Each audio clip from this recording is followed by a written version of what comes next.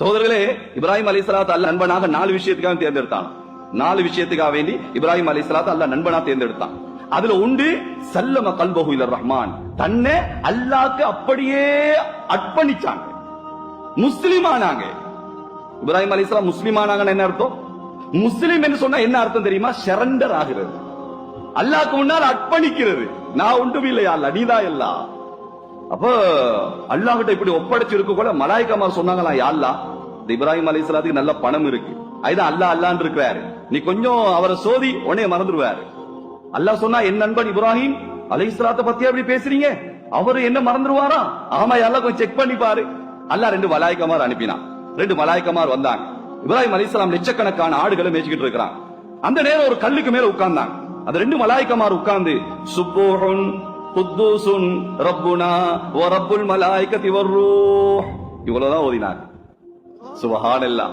ஆடுகளை மேய்த்துக் கொண்ட ஹஜரத் இப்ராஹிம் அலைஹிஸ்ஸலாம் ஓடோடி வந்து, என்னுடைய உள்ளத்தில் உள்ள அல்லாஹ்வா, ஏ ரப்ப பத்தியா தஸ்பீஹ் செஞ்சீங்க, இதை நான் கேட்டதே கிடையாது, இன்னொரு தடவை சொல்லுங்களேன், இன்னொரு தடவை சொல்லுங்களேன் கெஞ்சிறாங்க. அப்ப அவங்க சொன்னாலும் சும்மா சொல்ல முடியாது, ஏதாவது வேணும். அப்படியா, என்கிட்ட இருக்க லட்சக்கணக்கான ஆடு, அதுல பாதி எடுத்துக்கோ. பாதி எடுத்தாச்சு. இப்ப சொல்றாங்க சுப்பூஹுன் குத்தூசுன் ரப்புனா வ ரப்புல் மலாயிகத்தி வர்ரூஹ். சகோதரர்களே, போதாது. யாரோட உள்ளத்துல என்ன இருக்கோ அதை பத்தி எவ்வளவு பேசினாலும் போதாது. அப்படித்தானே? மாணிக்கல் வியாபாரியை பாத்துங்க, மாணிக்கலை பத்தி பேசுங்க பாப்போம், கேட்டுக்கிட்டே இருப்பார். மெடகஸ்கார்ல அப்படி இருக்கான், அத கத்தரகமையில போயிட்டு பெக்கோல தோண்டினா அப்படி மாணிக்கல் வெளியே போதுமா, போதா இன்னும் சொல்லிடுவார்.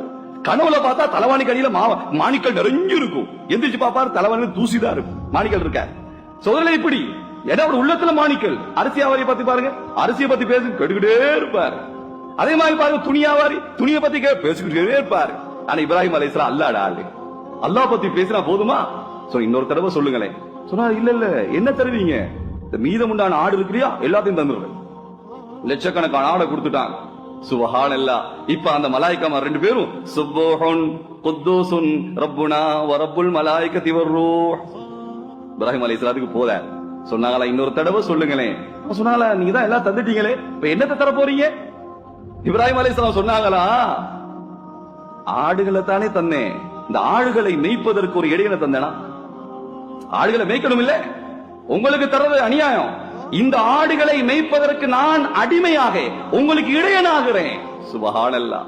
அந்த மலாயிக்காமார் போய் சொன்னாங்களா, யா அல்லாஹ் தகுதியான ஆளை தான் தேர்ந்தெடுத்திருக்கிறேன், என்ன கொண்டு வந்த சொல்ல, என்ன கொண்டு போவோம். இப்ராஹிம் அலைஹிஸ்ஸலாம் சொல்றாங்க, நான் என்ன கொண்டு வந்தேன், இந்த ஆடெல்லாம் அல்லாஹ் தந்தது, நான் பிறக்கின்ற நேரம் துணி இல்லாம வந்தேன். யாரு சோலை உடுத்துக்கிட்டு பிறந்தது சொல்லுங்க பாப்போம்.